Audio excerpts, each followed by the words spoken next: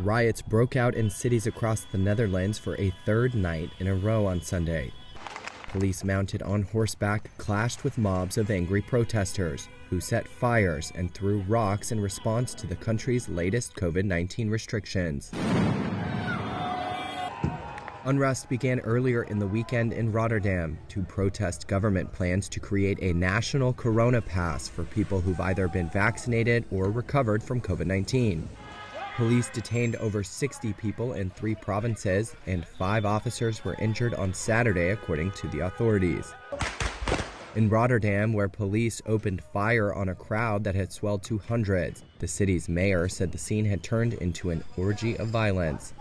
4 people believed to have been hit by police bullets remained in the hospital on Sunday, a statement by the authorities said.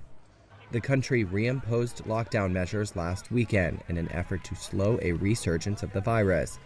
Daily infections remain at their highest levels since the start of the pandemic.